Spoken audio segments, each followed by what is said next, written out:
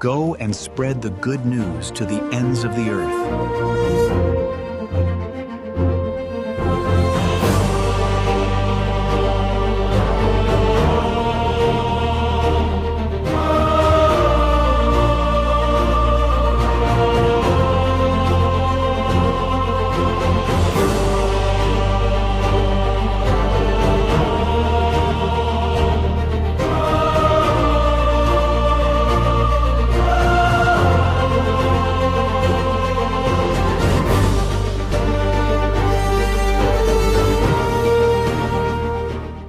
దేవుని యందు ప్రియమైన సహోదరి సహోదరులారా, దేవుని ప్రియబిడ్డలారా, మున్ముందుగా మీ అందరికీ మహాపరిశుద్ధుడైన లోకరక్షకుడైన క్రీస్తు భగవానుని పరిశుద్ధ నామములో శుభాకాంక్షలు పలుకుతూ, ఆయన జన్మదిన వేడుకలకు విచ్చేసిన మీ అందరికీ క్రిస్మస్ పండుగ శుభాకాంక్షలు, దీవెనలను అందిస్తూ ఉన్నాను. I wish you all a very very happy Christmas and Merry Christmas. Happy Christmas. Happy Christmas. Happy Christmas. Merry Christmas. Happy Christmas. Merry Christmas. Happy Christmas. Merry Christmas. నిద్రపోతున్నాను చెప్పండి, హ్యాపీ క్రిస్మస్. దేవుని యందు ప్రియమైన సహోదరి సహోదరులారా, ఈ యొక్క పవిత్ర వేళలో, ఈ యొక్క అర్ధరాత్రి వేళలో, నిజానికి ఈ యొక్క 21st సెంచరీలో ఈ రోజుల్లో ఎవడు కూడా మన ఇండ్లలో 10:30కో 11:30కో పడుకునే నాదుడు లేడు. ఉంటే అద్భుతం, అదొక మహా అద్భుతం, అదొక మహా అద్భుత కళాఖండం. ఆ వ్యక్తి, ఆ జీవి. నాకు తెలిసి, మనందరికీ తెలిసి, ఓకే, కనీసం 12:30 మనం పడుకునే సమయం. చాలామంది 90% మంది, ఎక్కడో 10% ఎక్సెప్షనల్. కానీ ఈరోజు సాతానుడు మీకు 9 గంటలకే నిద్రించేస్తాడు. జాగ్రత్త, మెలకువ కలిగి క్రీస్తుని, క్రిస్మస్ అనగా క్రీస్తుని ఆరాధించుట, ఆ క్రీస్తుని వాక్యము ఆలకించుట ద్వారా ఆరాధించగలం. స్తుతి గీతాలు పాడడం ద్వారా ఆరాధించగలం. మౌనముగా ప్రార్థించడం ద్వారా ఆరాధించగలం. నిద్రపోతూ ఆరాధించలేం. ఇది కూడా ఉంటే బాగుంది అనుకుంటున్నారేమో దేవుని యందు ప్రియులారా. కనుక ఈ యొక్క క్రిస్మస్ ఆరాధనలో ఉత్సాహంతో పాలు పంచుకోవాలని మీ అందరినీ కోరుతూ ఉన్నాను. ముందుగా ఒక చిన్న ఉపమానంతో ప్రారంభిస్తాను. ఇలాగే క్రిస్మస్ పండుగ జరుగుతుంది. ఒక అమ్మమ్మ, ఒక మనవరాలు, ఓకే, ఇద్దరు ఒక వీధిలో నడుచుకుంటూ వెళ్తున్నారు. ఆ వీధిలో మనలాగే ఒక 4-5 చర్చిలు ఉన్నాయి. క్రిస్మస్ పండుగ కనుక అన్ని చర్చిల్లోకి వెళ్ళి డెకరేషన్స్ చూద్దాం, క్రిబ్బులు చూద్దాం అని చెప్పి ఆ యొక్క అమ్మమ్మ, ఆ యొక్క మనవరాలు, 5 సంవత్సరాల మనవరాలు ఇద్దరు చేయి పట్టుకొని అన్ని దేవాలయాలకు వెళ్తున్నారు. అన్ని దేవాలయాలలో క్రిస్మస్ క్రిబ్బులు ఉన్నాయి, డెకరేషన్స్ ఉన్నాయి. చక్కగా తీక్షణంగా చూస్తూ ఉంది ఆ పిల్ల.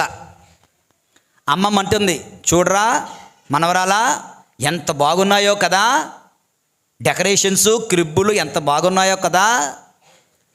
అవునమ్మమ్మ, చాలా బాగున్నాయి, కానీ ఒక్క సమస్య ఉంది అమ్మమ్మ అన్నది. ఏంట్రా నాన్న, ఏంటి సమస్య ఏంటి అంటే, నువ్వు గమనించలేదా, పోయిన సంవత్సరం, దాని ముందు సంవత్సరం కూడా వచ్చాం, బాలయేసు అదే సైజులో ఉన్నాడు. ఈ సంవత్సరం వచ్చాం, అదే సైజులో ఉన్నాడు. బాలయేసు ఎదగడా? బాలయేసు ఎదగడం లేదేంటి అని చెప్పి ఆ పసిపిల్ల అమాయకంగా అడిగిందంటే, దేవుని యందు ప్రియులారా, బాలయేసు ఎదగడా? అలాగే ఉండిపోతాడా? మనం ఎదగనివ్వడం లేదేమో. నువ్వు ఎదగకు, నువ్వు అలాగే ఉండు. మన హృదయాలలో దేవుని యందు ప్రియులారా, ఈ క్రిస్మస్ పండగ సందర్భంగా ఈ ప్రశ్న మనందరం వేసుకోవాలి. నాలో ఈ క్రిబ్బులో బాలయేసు ఎదగాల్సిన అవసరం లేదు, అలాగే ఉండని. నీ హృదయం అనే క్రిబ్బులో, నీ హృదయం అనే పశువుల తొట్టెలో, నీ హృదయం అనే పశువుల పాకలో బాలయేసు ఏమైనా ఎదుగుతున్నాడా? భక్తిలో నువ్వేదైనా ఎదుగుతున్నావా? విశ్వాసంలో నువ్వేమైనా ఎదుగుతున్నావా? ఈ క్రిస్మస్ పండుగ రోజున మాత్రం తప్పనిసరిగా మనల్ని మనం ప్రశ్నించుకోవాలి దేవుని యందు ప్రియులారా. ఒక రోజున ఇద్దరు పాస్టర్లు మాట్లాడుకుంటున్నారట. ఇంకొక సంగతి, ఒక పాస్టర్ గారు మరొక పాస్టర్ గారు అంటున్నారు, మీ చర్చికి ప్రతి ఆదివారం ఎంతమంది వస్తారు? ఒక 60 మంది వస్తారు అన్నాడట. 60 మందేనా? మరి క్రిస్మస్కి ఈస్టర్కి ఎంతమంది వస్తారు? అప్పుడు ఒక 600 మంది వస్తారు. అదేంటి? అదంతే. దేవుని యందు ప్రియులారా, ఈ రోజున నీవు నేను అలాగున్నావా? సంవత్సరానికి ఒక్కసారి దేవునికి ముఖం చూపించుకుంటే, సంవత్సరానికి ఒక్కసారి ఎప్పుడో బుద్ధి పుట్టినప్పుడు, ఎప్పుడో ఖాళీ ఉన్నప్పుడు, ఎప్పుడో అవకాశం ఉన్నప్పుడున్నట్లయితే నీలో బాలయేసు ఎదగగలడా? నీలో బాలయేసు ఎదుగుతాడా? నువ్వు బాలయేసుని ఎదగనిస్తున్నావా? ఆ పాప అన్నదే, అమ్మమ్మ బాలయేసు ఎదగడం లేదేంటి? ఎదగలేడు దేవుని యందు ప్రియమైన సహోదరి సహోదరులారా. ఈ 2 చిన్న ఉపమానాలు చెప్పి ఇక అసలైనటువంటి విషయంలోనికి మనం ప్రవేశిద్దాం దేవుని యందు ప్రియులారా. ఈనాడు లూకా శుభవార్త 2వ అధ్యాయం 1వ వచనం నుంచి 14 వచనాలు చదువుకొని అనేక మార్లు ఈ వాక్యాన్ని మనం ధ్యానించాం. కానీ ఈ రోజున మొట్టమొదటి వాక్యము 2వ వాక్యం ఒకసారి చదువుదాం దేవుని యందు ప్రియులారా. చూడండి, 2వ అధ్యాయము 1వ వచనం, ఆ కాలమున తన సామ్రాజ్యమునందు జనాభా లెక్కలు సేకరింపవలనని అగస్తు చక్రవర్తి అధికారులకు ఆజ్ఞ ఇచ్చిన. జనాభా లెక్కలు వేయండి, బాగానే ఉంది, that's not a big problem, okay. కానీ తర్వాత ఒక మాట ఉన్నదండోయ్. ఏంటి ఆ మాట అంటే, బైబిల్ ఉన్న వాళ్ళు చూసినట్లయితే మీకు తెలుస్తుంది. చదవండి ఎవరన్నా. ఈ మొదటి జనాభా లెక్కల సేకరణ. చెప్పండి అందరూ. మొదటి జనాభా లెక్కల సేకరణ. మీకేం అనిపించటం లేదా? ఇందులో ఏదో విచిత్రం కనిపించుతుంది.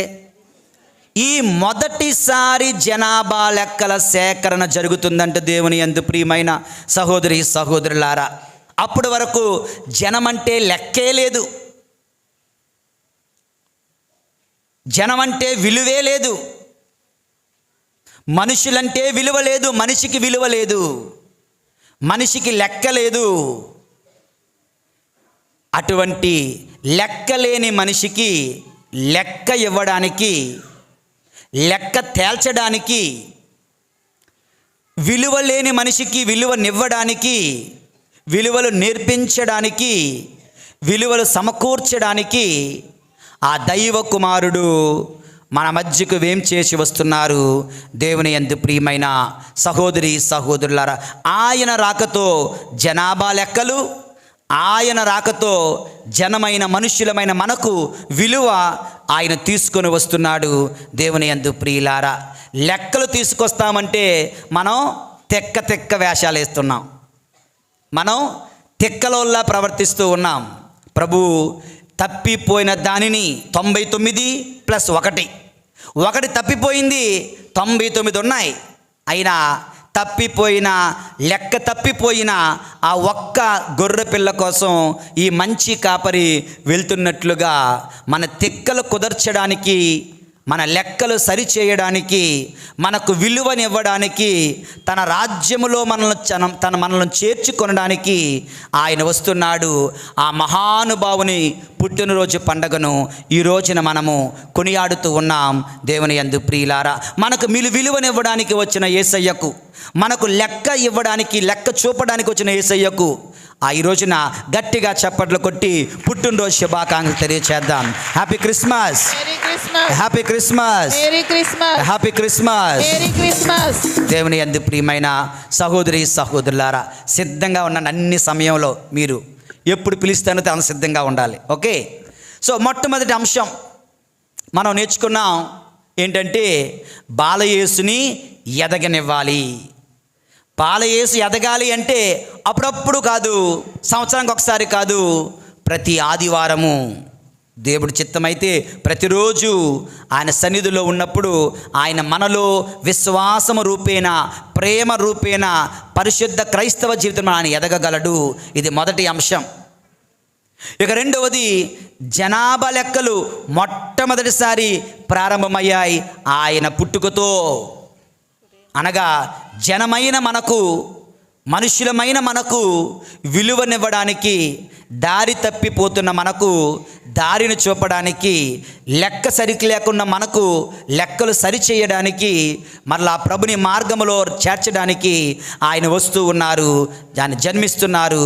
దేవుని యందు ప్రియమైన సహోదరి సహోదరులారా, ఇక ఆయన జన్మించాడు కదా.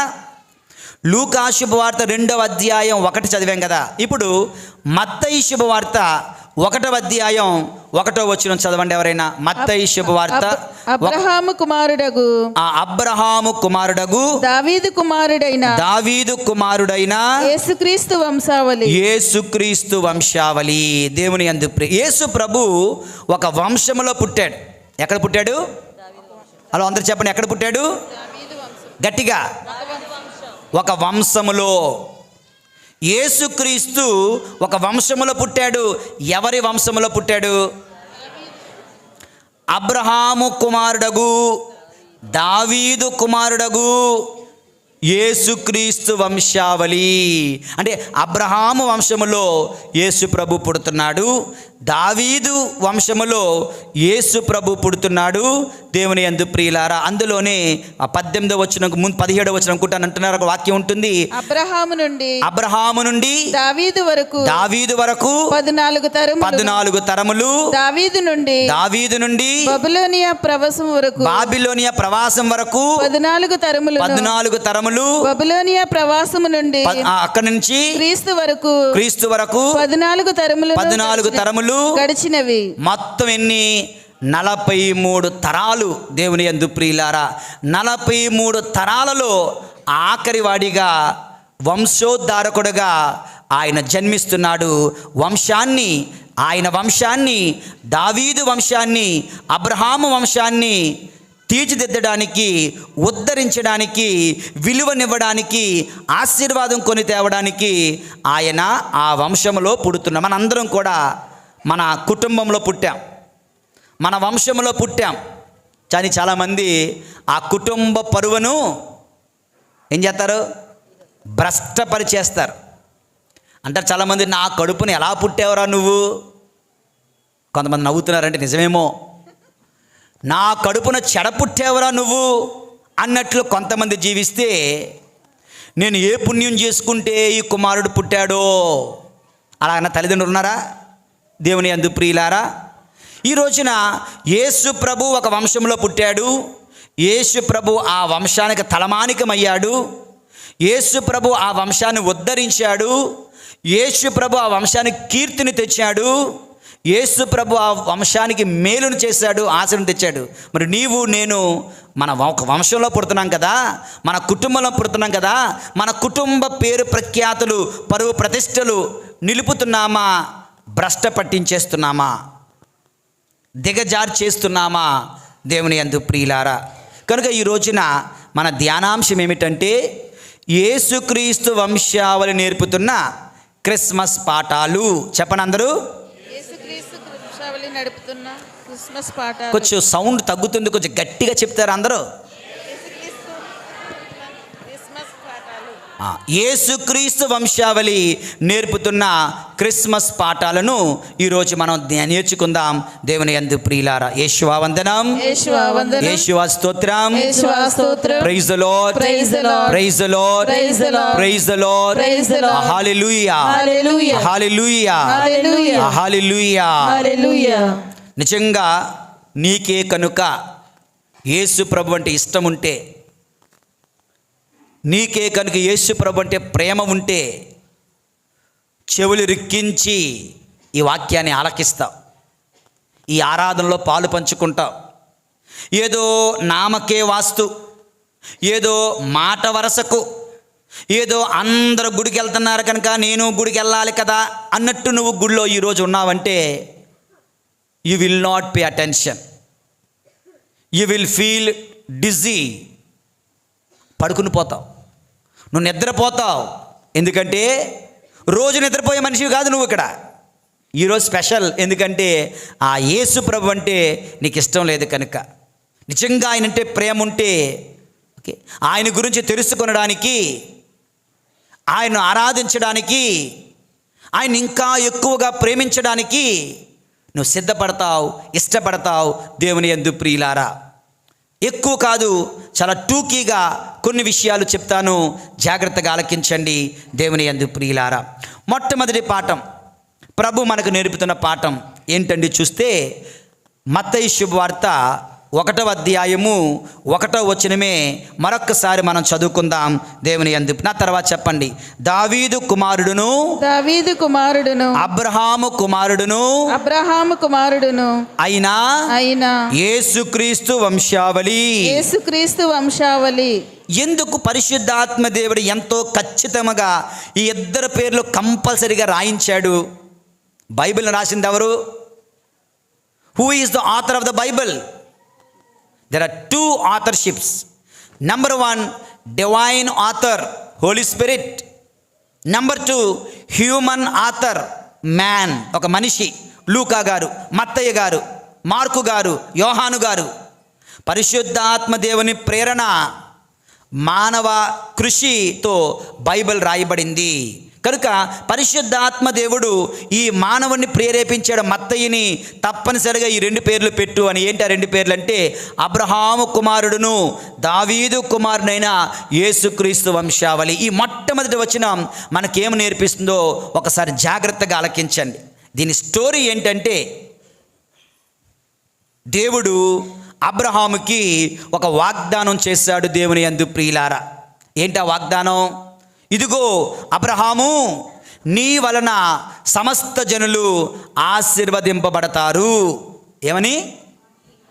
ఏంటి ఆ వాగ్దానం? Because of you everybody will be blessed.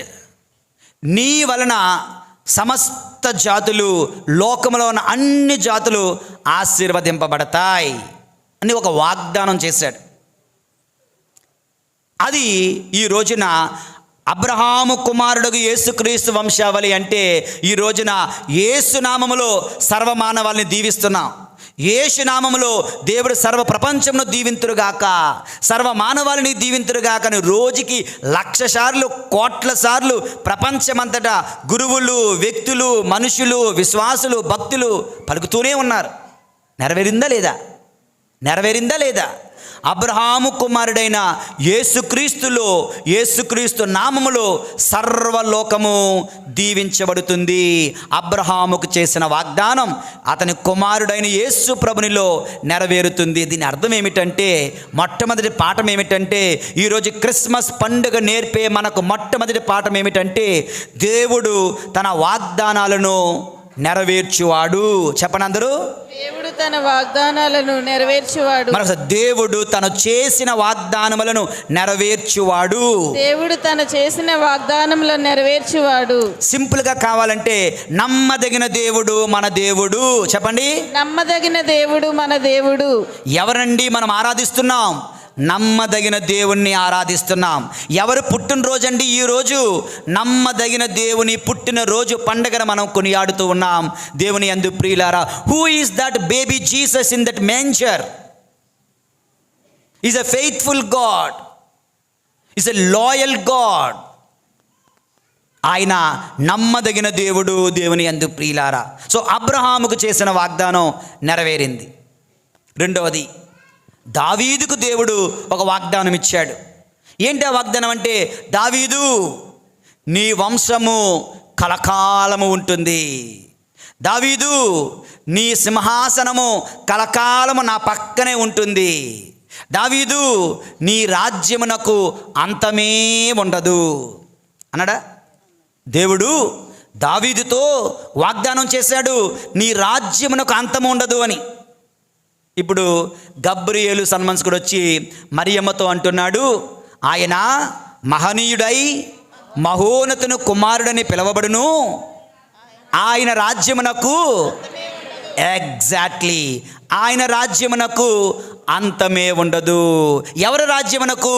Abraham కుమారుడైన, దావీదు కుమారుడైన యేసుక్రీస్తు వంశావళి కదా ఇది.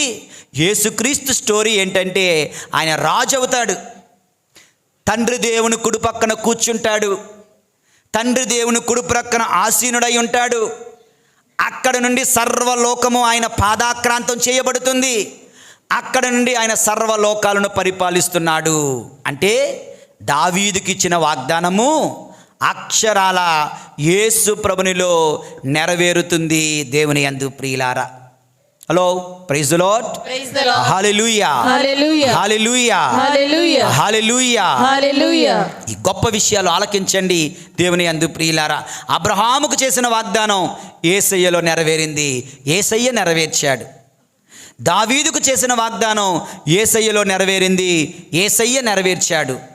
మన క్వశ్చన్ ఏంటంటే, సార్, ఫాదర్, వాళ్ళ వాగ్దానాలేనా? ఒకవేళ దేవుడు నాకు వాగ్దానం చేస్తే నెరవేరుస్తాడా? నెరవేరుస్తాడా? నెరవేరుస్తాడా? Any doubt? ఒక పునీతుని జీవితం చెప్తాను. ఒక పునీతుని జీవితం దేవుని యందు ప్రియులారా. ఒక కుర్రవాడు ఒక 150 సంవత్సరాల క్రితం, 100 సంవత్సరాల క్రితం ఒక కుర్రవాడు ఉన్నాడు. ఈ కుర్రవాడు బైబిల్ చదువుతున్నాడట ఇంటిలో కూర్చొని. బైబిల్ చదువుతుండగా ఏం చదువుతున్నాడంటే ఇర్మియా గ్రంథం 1వ అధ్యాయం 5వ వచనం చదువుతున్నాడు. ఓకే, నీ తల్లి గర్భములో రూపొందక పూర్వమే నేను నిన్ను ప్రేమించానయ్యా, నిన్ను ఎన్నుకున్నానయ్యా అన్నమాట. వెంటనే బైబిల్ మూసేశాడు. వాళ్ళ నాన్న దగ్గరికి వెళ్ళాడు. నాన్న ఏంటి నాయనా? దేవుడు నన్ను తన సేవకు పిలుస్తున్నాడు అనిపిస్తుంది అన్నాడు. 10వ తరగతి చదువుతున్న పిల్లవాడు. దేవుడు నన్ను తన సేవకు పిలుస్తున్నాడు అనిపిస్తుంది అంటే నాన్న అన్నాడు, నాన్న జాగ్రత్తరా బాబు, జాగ్రత్త.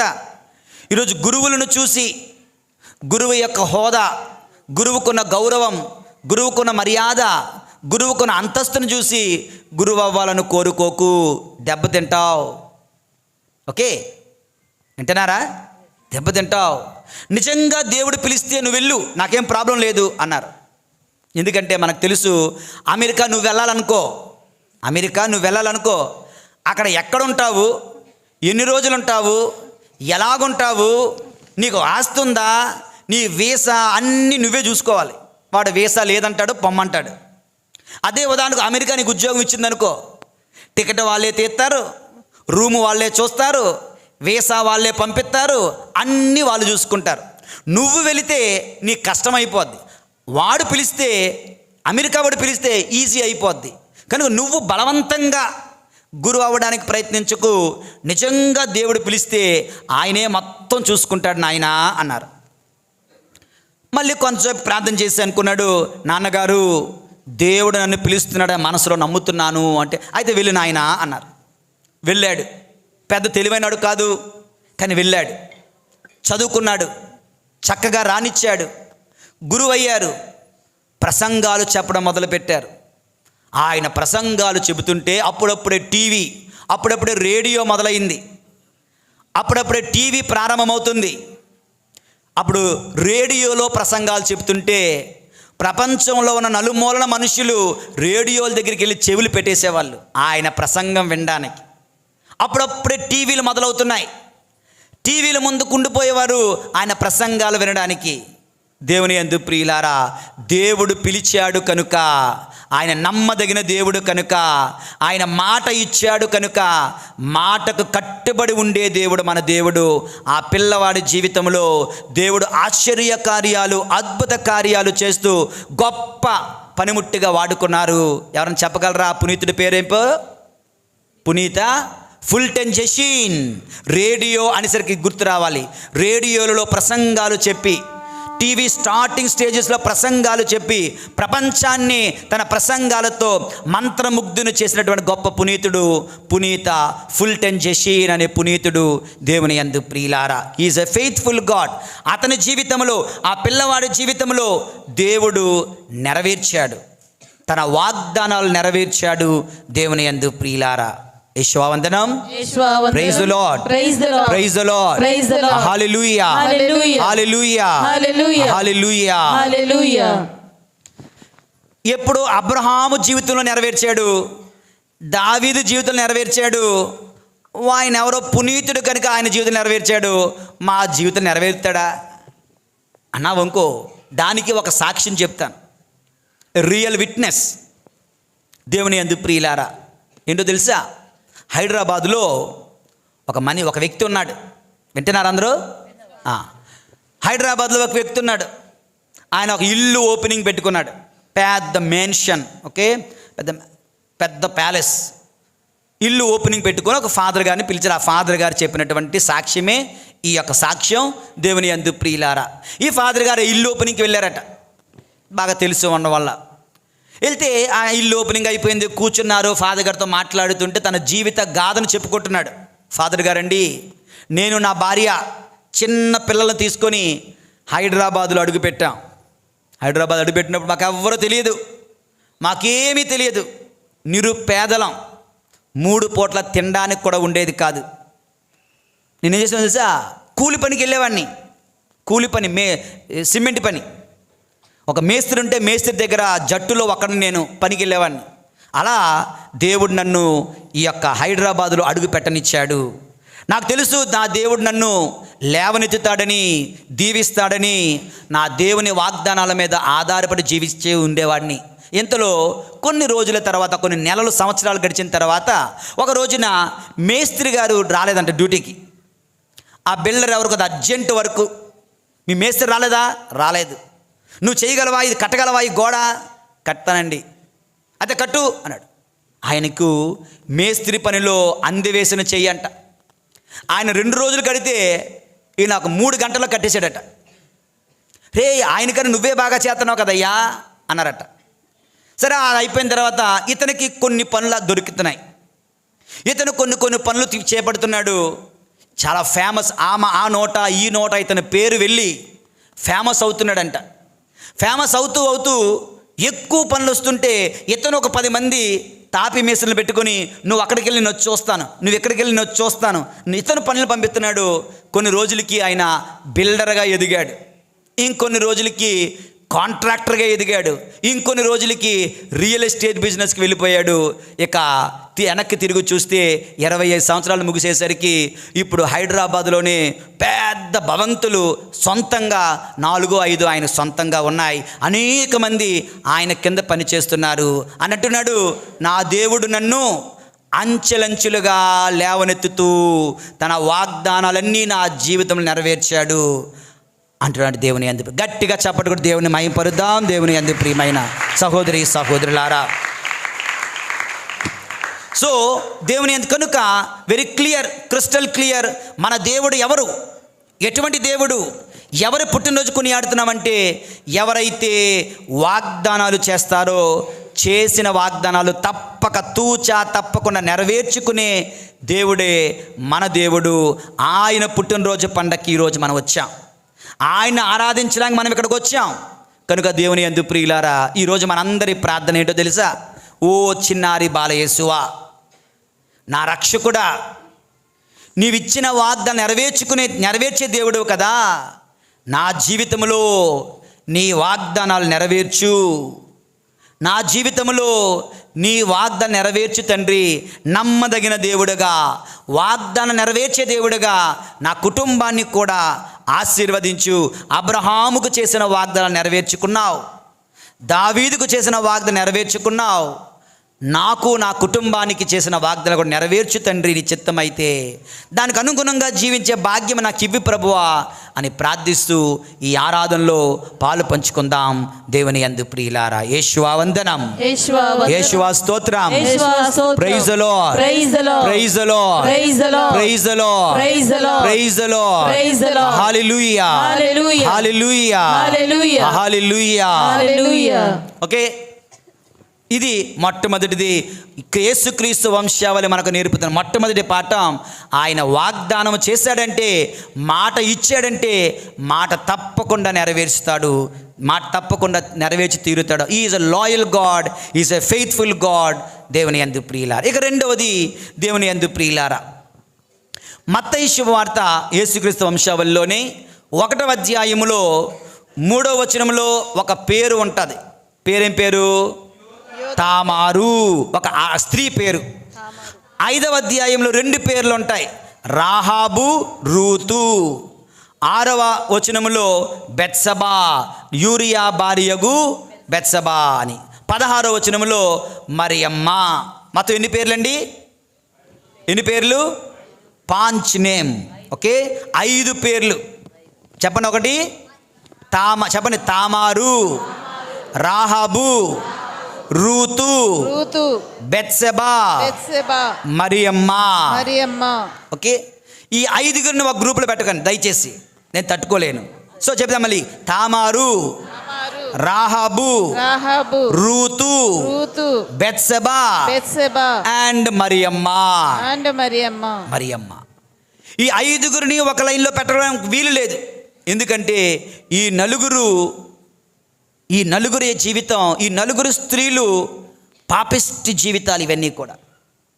అమ్మ మరియ తల్లి ఇసుమంత కూడా పాపము లేని మహాపరిశుద్ధురాలు, మహానిర్మలురాలు, మహాపవిత్రురాలు.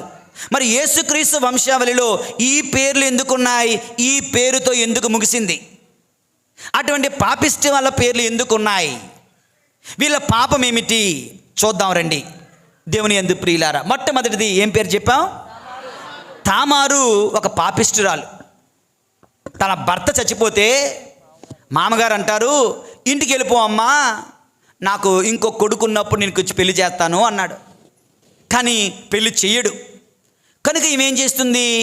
మామగారితోనే వేశ్య పని చేసి పాపము చేస్తుంది దేవుని యందు. ఎందుకంటే మామగారు నన్ను తిరిగి తీసుకుని వెళ్ళలేదు కనుక ఆ తప్పు అతని మీద తొయ్యాలి అంటూ దొంగ చాటున ముసుగు కప్పుకొని వేశ్య వలె రోడ్డు మీద నిలుచొని ఆయన దగ్గర డబ్బులు తీసుకొని వేశ్య వృత్తి చేసి ఆమె మామగారిని తప్పుగా ఎంచింది దేవుని యందు ప్రియులారా. రెండవది, ఈవిడ సంగతి ఏంటంటే, ఎందుకమ్మా తామారు ఎంత పని చేశావంటే, ఏం చేస్తాను, నా పరిస్థితి అలాంటిది ఏడట, నా పరిస్థితి అలాంటిది అని పాపము చేసే వ్యక్తులు ఉంటారు. నా పరిస్థితి అటువంటిది దేవుని యందు ప్రియ. చాలామంది మనల్ని మనం జస్టిఫై చేసుకుంటూ నా పరిస్థితి అటువంటిది, తామారు వలె. రెండవది రాహాబు. ఎవరి రాహాబు?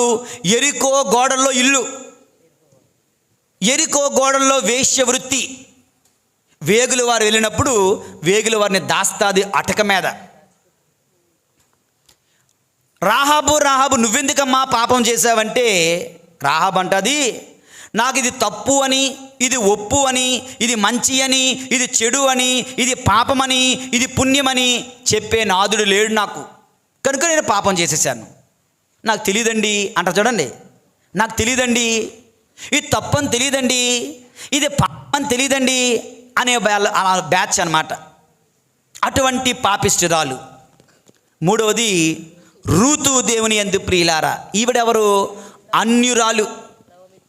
రూతు నువ్వెందుకమ్మా అటువంటి జీవితం జీవించావంటే, నా బ్యాక్గ్రౌండ్ అటువంటిది, నా వంశం అటువంటిది, నా చుట్టుపక్కల వాళ్ళందరూ అన్యులే, నేను అన్యురాలినే, కనుక మేము ఇలా బతికాం అంట.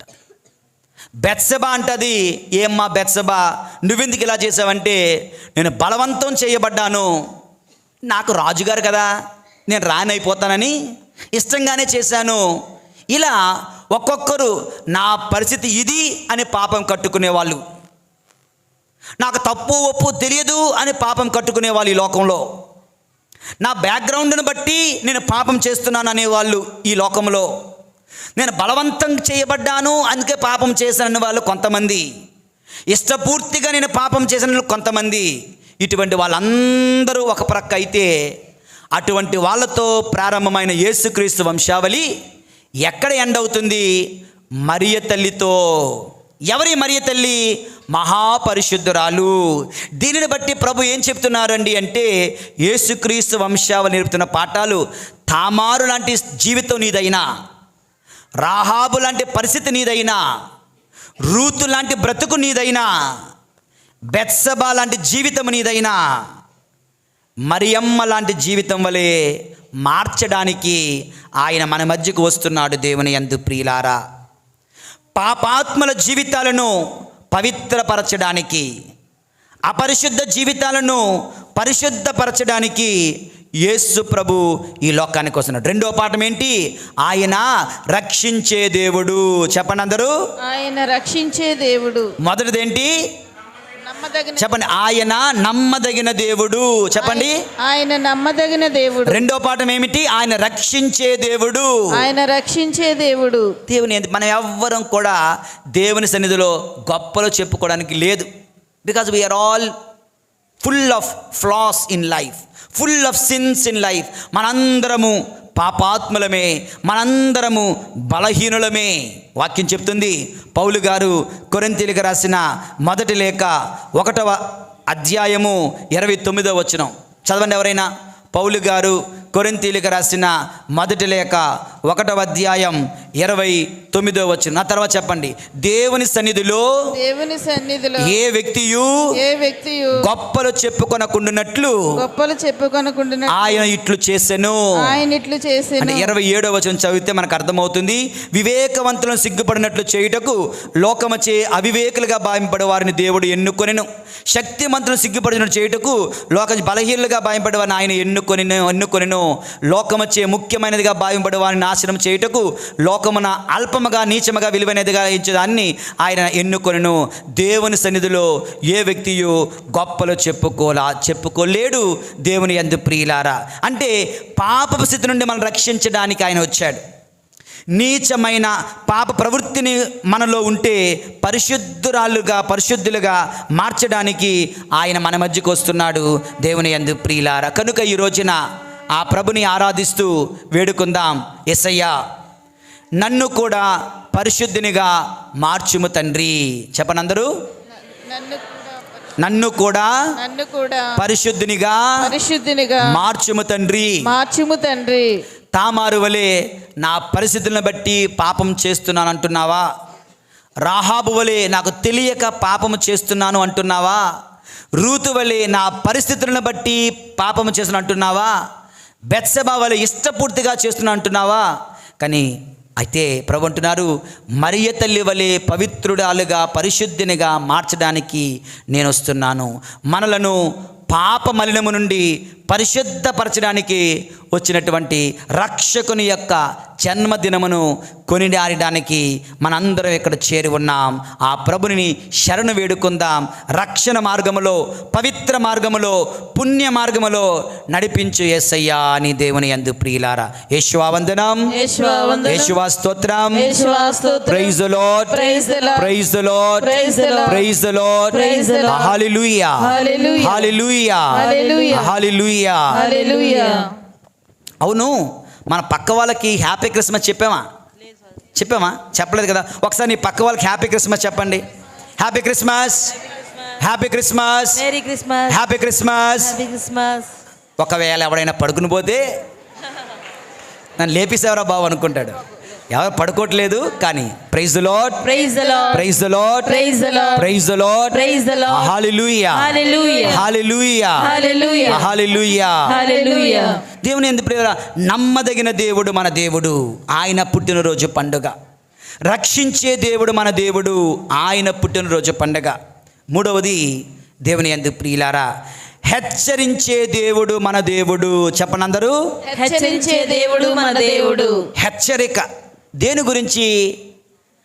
పాపము గురించి హెచ్చరించువాడు. చెప్పండి అందరూ, పాపము గురించి హెచ్చరించువాడు. ఈ మధ్యన మీరు హైవేలో డ్రైవింగ్ చేస్తుంటే మీకు తెలుస్తుంది, మీరు చూసే ఉంటారు, బాగా యాక్సిడెంట్ అయినటువంటి కారు ముక్కలైపోయి తప్పడైపోయి మూతి ముఖం ఏకమైపోయిన కార్లు రోడ్డు పక్కన ఎగ్జిబిషన్లో పెట్టినట్టు పెడుతున్నారు. అలాగా మన ఎవరితోనో కారులో వెళ్తుంటే అది ఎందుకు ఇక్కడ పెట్టారు అని అడుగుతున్నారు. నేను అన్నాను, పోతావు రోయ్ జాగ్రత్త అని చెప్పడానికి అక్కడ పెట్టారు అన్నాను. ఏంటది? పోతావు రోయ్ జాగ్రత్త. గమనించారా మీరు? గమనించారా? హైవేలో ఇరిగిపోయిన, యాక్సిడెంట్ అయిన, నలిగిపోయిన, తప్పడైపోయిన కార్లు బళ్ళు పెడుతూ ఇలాగవుతావు జాగ్రత్తగా డ్రైవ్ చేయకపోతే. వాళ్ళు పోలీస్ డిపార్ట్మెంట్ వాళ్ళు మనల్ని హెచ్చరిస్తున్నారు దేవుని యందు ప్రియులారా. ఈ రోజున యేసుక్రీస్తు వంశావళి ద్వారా, యేసుక్రీస్తు వంశావళి నేర్పుతున్న క్రిస్మస్ పాఠాల ద్వారా ప్రభు నిన్ను నన్ను హెచ్చరిస్తున్నాడు. ఎలాగండి అంటారా? మత్తయి శుభవార్త 1వ అధ్యాయం 16వ వచనం చదవండి. మత్తయి శుభవార్త 1వ అధ్యాయం 16వ వచనం. మరియమ్మ భర్తయగు యోసేపు యాకోబునకు 6వ వచనం. ఈషాయికి దావీదు జన్మించెను, ఊరియా భార్య వలన దావీదుకు సొలొమోను జన్మించిన. పాపం బెత్షెబా పేరు కూడా వాడడానికి ఇష్టం లేదు. ఊరియా భార్య వలన దావీదుకు సొలొమోను జన్మించి. దేవుని యందు ప్రియులారా, జాగ్రత్తగా ఆలకించండి. ఇదొక దట్టి స్టోరీ. ఓకే, దట్టి ఫిల్మ్ అంటే అందరికి ఇష్టమేనేమో. దట్టి స్టోరీ ఇది. ఎందుకంటారా? దావీదు వయస్సు అప్పటికే 60+. ఎంత? 60+. ఊరియా భార్య బెత్షెబా వయసు ఎంత తెలుసా? 20+. ఎంత? జస్ట్ 20, ఈవెన్ 20 అంతే. దేవుని యందు ప్రియులారా, ఇతను 60+ ఎక్కడా, ఇక్కడ 20 ఎక్కడా? దేవుని యందు ప్రియులారా, అయితే కూతురు లాంటి వయస్సు, లేదంటే గ్రాండ్ డాటర్, మనమరాలు లాంటి వయస్సు అయినప్పటికీ కూడా దావీదు ఆమెను చూచి మోహించాడు. అంటే దీని అర్థం ఏమిటి? ఈ యొక్క వాక్యం ఇక్కడ రాయడం ద్వారా ప్రభు మనకు తెలియచేస్తున్నాడు. దేవుని యందు ప్రియులారా, హెచ్చరిస్తున్నాడు. పాపానికి వయోభేదము లేదు. చెప్పండి అందరూ. There is no age limit for sin. పాపానికి వయోభేదము లేదు. దేవుని యందు ప్రియులారా, నేను ముసలివాడిని కదా, నేను ముసలమ్మన కదా, నాకు శోధనలు రావు, నాకు శోధనలు ఉండవు అని అనుకోకూడదు. ప్రియమైన సహోదరి సహోదరులారా, చాలాసార్లు అంటారు పాప సంగీతానికి వచ్చినప్పుడు, ఇంకా ఏమైనా పాపం చేసావా అమ్మా అన్నాను అనుకో, నవ్వుతారు, మళ్ళీ నన్ను ఎక్కిరిస్తారన్నమాట. మేమేం చేస్తామండి, మేము ముసలోళ్ళం కదండి. అర్థమైందా? దేవుని యందు ప్రియులారా, నేను అన్నీ చూసేశాను, అన్నీ చేసేసాను, అన్నీ ఉడికిపోయాయి, నాకు ఇక శోధనలు ఉండవు అని ఎవ్వరూ అనుకోవడానికి వీలు లేదు. దేవుని యందు ప్రియులారా, దావీదు జీవితం ఏంటో తెలుసా? రోజుకి 10 సార్లు ప్రార్థన చేసేవాడంట. రోజంతా దేవుని వాక్యాన్ని పఠించి ధ్యానించేవాడంట. కీర్తనల ద్వారా దేవునికి పాటలు పాడి స్తుతించేవాడంట. ఈరోజు ఈ లోకంలో ఎవరైనా దాన ధర్మాలు ఎక్కువ చేశాడంటే దావీదే అందరికంటే ఎక్కువ దాన ధర్మాలు చేశాడు. దేవుని యందు ప్రియులారా, ఎలాగో తెలుసా? తన కుమారుడు దేవాలయాన్ని కట్టడం కోసం తన ఆస్తి మొత్తాన్ని కూడా దేవాలయ నిర్మాణానికి ధర్మదాతగా, డోనర్గా, స్పాన్సర్గా మొత్తం ఇచ్చేసిన వాడు. అంత పరిశుద్ధుడు, అంత పుణ్యాత్ముడు అయినా కూడా 60 ఏళ్ళ తన భక్తి జీవితం, 20 ఏళ్ళ పసి పాప దగ్గర ఆయన శీలాన్ని తాకట్టు పెట్టేశాడు, పోగొట్టుకున్నాడు. It's a message, it's a warning to all of us. మనందరికీ కూడా పాపానికి వయోభేదము లేదు. పాపము ఎవరినైనా కబలించగలదు, పాపము ఎవరినైనా నాశనం చేయగలదు, పాపము ఎవరి చెంతకైనా రాగలదు. సాతాను ఎవరినైనా శోధిస్తాడు, ఎప్పుడైనా శోధిస్తాడు. దేవుని యందు ప్రియులారా, పౌలు గారు కొరింథీయులకు 1 లేఖ 10వ అధ్యాయం 12వ వచనంలో అంటున్నారు, తాను చక్కగా నిలబడితేని అని భావించే వ్యక్తి పడిపోకున్నట్లు జాగ్రత్తగా ఉండవలెను. నేను స్టడీ అన్నవాడు తప్పని పడిపోతాడట. నేను స్టడీ అనుకున్నవాడు జాగ్రత్తగా ఉండాలి, స్టడీగా ఉండడం కోసం. అది స్వాతంత్ర సమర రోజులంట. Okay, Indian freedom fighters time. ఒక స్టోరీ జాగ్రత్తగా ఆలకించండి. ఒక పులిస్ స్టోరీ. జిమ్ కార్పెట్ అనే ఒక వ్యక్తి, ఫారినర్, బ్రిటిషర్. ఆయన ఉత్తర భారతదేశంలో పనిచేస్తూ ఉండేవాడు. ఆయన అంటే ఇండియన్స్ అందరికీ చాలా ఇష్టం. ఎందుకంటే ఆయన అనేక మంది ప్రాణాలు కాపాడేవాడు. ఎలాగండి అంటే అడవులలో నుంచి క్రూర మృగాలు ఊరి మీద పడిపోయేవి. అడవులలో నుంచి క్రూరమృగ, ముఖ్యంగా పులులు, సింహాలు రాత్రి మీద ఊరిలోనికి వచ్చి మనుషుల్ని పట్టుకొని చంపేసి తినేసి పట్టుకొని వెళ్ళిపోయేవి. కనుక ఇది బ్రిటిష్ వారికి తెలియచేయగా గన్స్ ఇచ్చి ఈ యొక్క ఫైటర్స్ని, ముఖ్యంగా హంటర్స్ని అక్కడ పెట్టేవారు. ఈ స్టోరీయే ఏదో చిరంజీవి సినిమా తీసినట్టున్నారు ఎప్పుడో ఎక్కడో, అది డోంట్ నో రిమెంబర్. తెలుసా ఎవరికైనా సినిమా పేరు? Something, anyway you don't worry about that. Okay, ఈ యొక్క పులిని, ఈ యొక్క సింహాలను వేటాడుతూ ప్రజల ప్రాణాలు కాపాడడం ఇతని బాధ్యత. అనేక మంది ప్రాణాలు అనేక సార్లు ఆయన కాపాడాడు. పొదలలో దాక్కొని రాత్రులు ఉండేవాడు. పులి సింహం వస్తే టక్కన కాల్చి చంపేస్తూ ఉండేవాడు. దేవుని యందు ప్రియులు, ఇలా ఒక రోజు ఏం జరిగిందంటే, ఆయన ఆ యొక్క హిస్టరీలో రాయబడింది. ఒక రోజున ఆయన రాత్రి వేళ తుపాకీ పట్టుకొని ఉన్నాడంట. ఆయన అంటాడు, ఆయన యొక్క ఎక్స్పీరియన్స్తో చెప్తున్నాడు ఏంటంటే, పులులు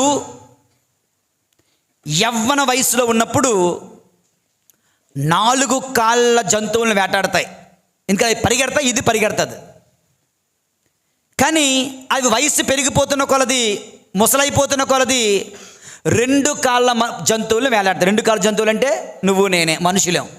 ఎందుకంటే వీడు పరిగెట్టలేడు, అది కూడా గట్టి పరిగెట్టలేదు, ముసలి అయిపోయింది కదా. అది యవ్వనంలో ఉంటే 4 కాళ్ళ జంతువులను వేటాడతాయి. అవి ముసలైపోతే 2 కాళ్ళ మనుషుల్ని వేటాడతాయి. సో ఒక రోజున ఊరిలోకి వేటాడడానికి ఒక సింహం, పులి వచ్చిందంట. పులి వస్తే మనవాడు తుప్పల్లో నుంచి దాన్ని కాల్చేశాడు.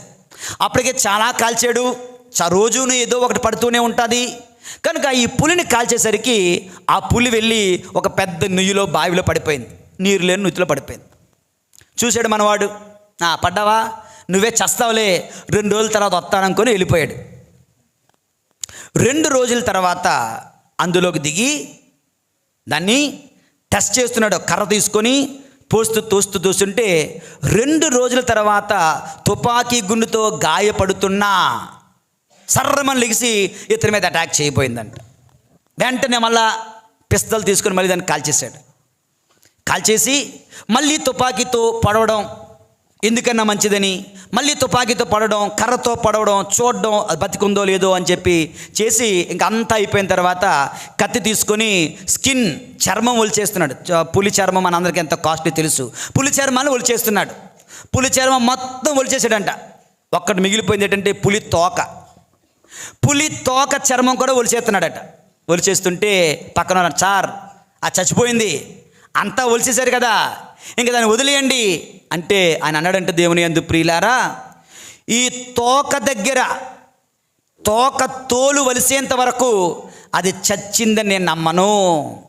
తోక దగ్గర తోలు ఉండిపోయినా నాకు డౌటే దానికి ఇంకా ప్రాణం ఉన్నదని. తోక దగ్గర తోలు కూడా ఒలిస్తేనే అది చచ్చిందని నేను నమ్ముతాను అని చెప్పి అని అన్నాడండి దేవుడు. తోకలో ప్రాణం ఉన్నా, తోక ఒలవకపోయినా అందులో ప్రాణం ఉంటుందంట. అంటే అర్థం ఏంటంటే, చిట్ట చివరి వరకు దానిలో ప్రాణం ఉన్నట్లుగా మనిషిలో చిట్ట చివరి వరకు పాపానికి ఆస్కారం ఉంటుంది. చిట్ట చివరి వరకు పాపం పట్ల మక్కువ ఉంటుంది, కోరిక ఉంటుంది. కనుక దేవుని యందు ప్రియులారా, దానిని చంపడంలో ఆయన ఎంత జాగ్రత్త వహించాడో మనము కూడా పాపాన్ని జయించడంలో, పాపాన్ని చంపడంలో అంత జాగ్రత్త వహించాలి.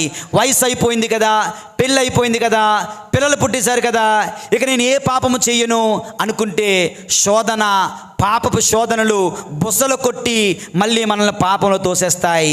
దేవుని యందు ప్రియులారా, కనుక అన్ని వేళలా పాపం విషయంలో జాగ్రత్త వహించాలి. దావీదు జీవితం మనకు నేర్పిస్తుంది. ఈ యొక్క దావీదు స్టోరీ ఈ యేసుక్రీస్తు వంశావళిలో రాయడం ద్వారా ఏమంటున్నారంటే, మీరు దేవుడు మనల్ని హెచ్చరిస్తున్నాడు. దావీదయ్యా ప్రార్థనాపరుడు, పాపంలో పడిపోయాడు. నువ్వు ప్రార్థనాపరుడువా? నేను ఇంకెంత పాపంలో పడిపోతాం. నువ్వు దేవుని వాక్యం నిజంగా చదువుతున్నామా? దావీదు వలే చదవట్లేదే. అయినా మరి మనం ఇంకెంత పాపంలో పడిపోతాం దేవుని యందు ప్రియులారా. అందుకే కీర్తనాకారుడు అంటున్నాడు 112:1 కీర్తనాకారుడు 128:1 రెండిటిలో కూడా ఒకే వాక్యము. కీర్తన 112:1. నా తర్వాత చెప్పండి.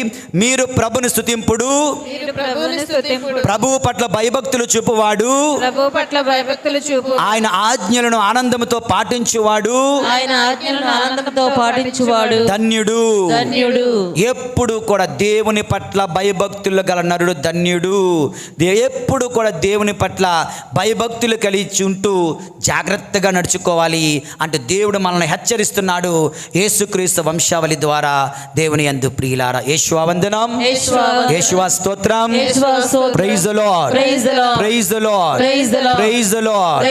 హల్లెలూయా, హల్లెలూయా, హల్లెలూయా.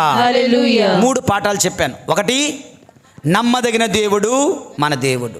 2, రక్షించే దేవుడు మన దేవుడు. 3, హెచ్చరించే పాపం విషయంలో హెచ్చరించే దేవుడు మన దేవుడు. దేవుని యందు ప్రియులారా, ఇక చివరిగా ఒక్క మాట చెప్పి ముగిస్తాను. మన దేవుడు ఎవరు పుట్టినరోజు కూడా తెలుసా? యేసుక్రీస్తు వంశావళి ద్వారా ప్రభు మనకి ఏం నేర్పిస్తున్నారంటే చితికిన బ్రతుకును చిగురుగా మార్చే దేవుడు మన దేవుడు. చెప్పండి అందరూ. చితికిన బ్రతుకును చిగురుగా మార్చే దేవుడు మన దేవుడు అంట. ఏంటి చితికిన బ్రతుకు? దావీదు ఎంత గొప్పగా బతికాడు. తర్వాత ఎవరు? సొలొమోను ఇంకెంత గొప్పగా బతికాడు. కానీ దావీదు తర్వాత, సొలొమోను తర్వాత వంశము రోజు రోజుకి తరము తర్వాత తరము నీరు గారిపోతుంది, క్షీణించిపోతుంది. చితికిపోయింది వాళ్ళ వంశం, చితికిపోయింది వాళ్ళ కుటుంబం, మోడు వారిపోయింది, మొద్దు బారిపోయింది వారి కుటుంబం. బాబిలోనియా ప్రవాసానికి వెళ్ళినప్పుడు వెతుకుదామన్నా కనిపించలేదంట వాళ్ళ యొక్క వంశావళి. దేవుని యందు ప్రియులారా, చితికిపోయిన జీవితాలు అయిపోయాయి. దావీదు జీవితం. మనం కూడా ఒకప్పుడు గొప్పగా బతికే వాళ్ళమే. అన్నదమ్ముల మధ్య ప్రేమ గొప్పగా ఉండేది. రాను దిగజారిపోతున్నాం ప్రేమలో, దిగజారిపోతున్నాం బంధుత్వంలో, బాంధవ్యాలలో, ప్రేమాభిమానాలలో, భక్తిలో. దేవుని యందు ప్రియులారా, మన జీవితాలు కూడా ఒకసారి మన జీవితాలు, మన బ్రతుకులు, మన కుటుంబము, మన బంధాలు, మన స్నేహాలు సన్నగిల్లిపోతుంటే కారణం ఏంటి? దావీదు కుటుంబం దిగజారిపోవడానికి కారణం ఏంటో తెలుసా? 2 రీజన్స్. ఎన్ని? 2 రీజన్స్. నెంబర్ 1, దావీదు వంశావళికి దేవుడు ఎప్పుడు కూడా ప్రవక్తలను పంపించాడు. ప్రవక్తలను పంపించి వాక్యము, దేవుని వాక్యాన్ని అందించేవాడు. వాళ్ళు ఏం చేసేవారు?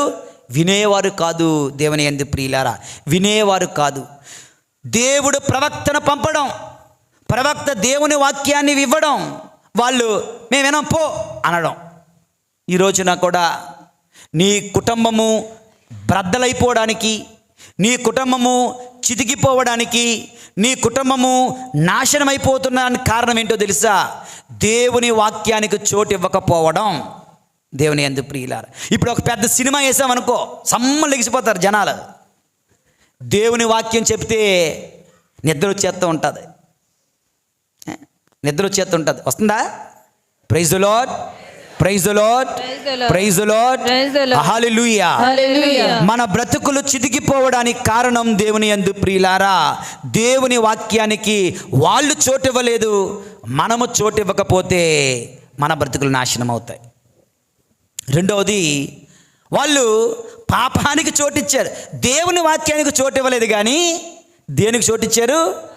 పాపానికి చోటిచ్చారు. కనుక గొప్పగా బ్రతికిన దావీదు వంశం రోజు దిగజారిపోయింది. మీ బ్రతుకులు, మన బ్రతుకులు ఒకప్పుడు ఎంతో గొప్ప భక్తి, ఎంతో గొప్ప విశ్వాసం, ఎంతో గొప్ప ప్రార్థన, ఎంతో మంచి జీవితం రోజు రోజుకి దిగజారిపోతున్నాం. 2 కారణాలు: దేవుని వాక్యానికి చోటు ఇవ్వకపోవడం, పాపానికి చోటు ఇవ్వడం. దేవుని యందు ప్రియులారా, పాపానికి చోటు ఇవ్వడం అంటే ఒక సంఘటన గుర్తొస్తుంది. దేవుని యందు ప్రియులారా, నిజంగా జరిగిన సంఘటన. చర్లపల్లి జైల్లో ఈ యొక్క సంఘటన అంటే ఆ యొక్క సాక్ష్యం అక్కడి నుంచి వచ్చింది. దేవుని యందు పాపానికి చోటు ఇవ్వడం. ఇక్కడ పాపానికి చోటు ఇవ్వడం అంటే పాపముతో నువ్వు ఆడుకుంటే పాపం నీతో నీ కుటుంబంతో ఆడుకుంటుంది. అర్థమైందా? ఇందులో it's not a fair game, తూచ్ అని చెప్పాలి. నువ్వు పాపంతో ఆడుకుంటే పాపం నీతో ఆడుకోవాలి. Right? Hello, praise the lord, praise the lord, praise the lord, praise the lord, praise the lord, hallelujah, hallelujah, hallelujah, hallelujah, hallelujah, hallelujah. పాపము నీతో ఆడుకుంటే నువ్వు పాపంతో ఆడుకోవాలి. నువ్వు పాపంతో ఆడుకుంటే పాపం నీతో ఆడుకోవాలి కదా. అది కరెక్ట్ గేమ్. ఇక్కడ గేమ్ మారుతుంది. నువ్వు పాపముతో ఆడుకుంటే పాపము నీతో నీ కుటుంబంతో ఆడుకుంటుంది. నువ్వు సింగిల్గా ఆడతానంటే లేదు, నాకు గ్రూప్ గేమ్ కావాలంటున్నారు. గ్రూప్ కావాలంట. స్టోరీ చెప్పనా? Real story. ఒక యవ్వన కుర్రవాడు ఉన్నాడు. దేవుని యందు ప్రియులారా, 25-30 సంవత్సరాల కుర్రవాడు. నిజంగా జరిగిందే. తండ్రి చనిపోయాడు. తల్లి, ఒక చెల్లి ఉన్నారు. సో మన వాడికి ఏదో చిన్న ఉద్యోగం వచ్చింది. ప్రైవేట్ కంపెనీలో ఉద్యోగం చేసుకుంటూ, ఒక సాక్షి నేను విన్నది మీకు చెప్తున్నాను. ఉద్యోగం చేసుకుంటా ఉన్నాడు హాయిగా, చాలా బాగుంది, అంతా బాగుంది. ఇంతలోకి తల్లి అన్నది, నాయనా మన వంశానికి నువ్వు ఒక్కడవేరా, నువ్వు ఉంటుండగా నాన్నగారు చనిపోయారు, చెల్లికి పెళ్లి చేయాలి నాయనా, ఏం చేద్దామమ్మా, నేను ఏదో కష్టపడి సంపాదిస్తాను ఎంతో కొంత, వాళ్ళని వీళ్ళని అడిగి అక్కడ ఇక్కడ సెటిల్ చేసి అని చెప్పి ఒక 20 లక్షల రూపాయలు ఆ తల్లి ఎక్కడెక్కడో అడిగిందో మరి ఎలా తెచ్చి కూడబెట్టి బీరువాలో పెట్టింది. బీరువాలో పెట్టి ఈ 20 లక్షల రూపాయలతో ఈ మధ్యకాలం జరిగిందే చెల్లి పెళ్లి చేద్దాం అని ఫిక్స్ అయ్యారు. So far so good. ఇంతలో ఒకరోజు మనవాడు డ్యూటీకి వెళ్ళిపోయాడు క్యారేజ్ పట్టుకొని. వెళ్ళిపోతే ఇక మధ్యాహ్నం భోజనం అయిన తర్వాత 2 గంటల ప్రాంతంలో తల్లి ఫోన్ చేస్తూ ఉంది కొడుక్కి. ఆడు ఫోన్ ఎత్తడం లేదు. మెసేజ్ పెట్టింది. ఏమని? కుమారా, అయ్యా, కొడుక, మెసేజ్ పెడుతుంది ఏంటంటే, నువ్వు భోజనం చేసావా, లంచ్ బాక్స్ తిన్నావా, దయచేసి తినొద్దు. ఎందుకంటే నేను చెల్లి భోజనం చేసిన తర్వాత వాంతులు విరోచనాలు, చాలా బలహీనంగా ఉన్నాం, మాకు అందులో విషయం కలిసిందేమో అని మేము భయపడుతున్నాం. కనుక నువ్వు తినకు, నువ్వు మా కుటుంబానికి నువ్వు ఒక్కడవే, మా వంశాన్ని నిలబెట్టవలసిన నువ్వు ఒక్కడవే, తినక నాయన, నువ్వు వెంటనే ఫోన్ చేయి అన్నది. కూడా చూసి వెంటనే ఫోన్ చేశాడు. ఏంటమ్మా ఏంటైంది అంటే, ఫోన్ చేస్తే, నాయనా భోజనం చేసాం, భోజనం చేసిన తర్వాత నుంచి నాకు చెల్లికి అస్సలు బాగోలేదు, నువ్వు క్యారీస్ తిన్నావా? నేను ఇంకా తినలేదమ్మా, నువ్వు తినకు, దయచేసి అది తినకు, ఎందుకంటే అదే కొండలో నుంచి నీకు వండి పెట్టాం, నీ ప్రాణానికి నీ ప్రాణం నువ్వు చావకూడదు, నువ్వు బతకాలి నాయనా అని చెప్పి టక్కన ఫోన్ కట్ అయిపోయింది. తిరిగి వచ్చి చూస్తే తల్లి చెల్లి చచ్చిపోయి ఉన్నారు. పోలీసులు వచ్చారు, పోస్ట్ మార్టంలన్నీ చేశారు. తేలింది ఏంటంటే అన్నంలో విషం కలిసింది అన్నారు. పోలీసులు అడుగుతారు కదా, ఏమయ్యా నీకేదైనా ఇందులో చెయ్యుందా అంటే అడు కోపం వచ్చేసింది. ఏమంటారు? నా తండ్రి చనిపోయిన తర్వాత నేనే ఇంటికి పెద్ద దిక్కు, తండ్రి వలె నా చెల్లిని చూసుకున్నాను, నా కష్టాజితంతో చెల్లిని చదివించాను, పెళ్లి చేద్దాం అనుకుంటున్నాను, నన్ను ఇంత మాట అంటారా, సరిగ్గా ఎంక్వైరీ చేయండి అన్నారు. ఎందుకన్నా మంచిదా, ఒక నెల రోజుల తర్వాత వాళ్ళదైన శైలిలో వాళ్ళదైన రీతిలో ఆయన బ్యాంక్ అకౌంట్లు, ఆయన అలవాట్లు, ఆయన హ్యాబిట్స్ అన్నీ తీస్తే ఆ తర్వాత వాడు ఒప్పుకుంటున్నాడు ఏంటంటే ఆ ప్రైవేట్ కంపెనీలో మందుకు అలవాటు పడ్డాడు, వ్యభిచారానికి అలవాటు పడ్డాడు. ఇది గేమ్ ప్యాకాట, సెల్ ఫోన్లో ఏ గేమ్స్ ఉంటాయంట, ఆన్లైన్ గేమ్స్, గ్యాంబ్లింగ్ గేమ్స్కి అలవాటు పడ్డాడు. అమ్మ చెల్లెలి పెళ్లి కోసం 20 లక్షల కోసం ఆ చెల్లిని ఆ తల్లిని వదిలించుకుంటే ఆ డబ్బులు నాదవుతుందని ఆశతో చెల్లిరా పోతే పోని అంటున్నాడు, తల్లిరా ఎలాగా చావాల్సిందే కదా అనుకొని వాళ్ళిద్దరినీ ఆయనే స్వయముగా మట్టుబెట్టాడు విషం కలిపి. దేవుని యందు ప్రియులారా, ఆయన చర్లపల్లి జైల్లో ఊసలు లెక్క పెడుతున్నాడు. వాడు పాపముతో ఆడుకుంటే పాపము అతని కుటుంబముతో ఆడుకుంది. దేవుని యందు ప్రియులారా,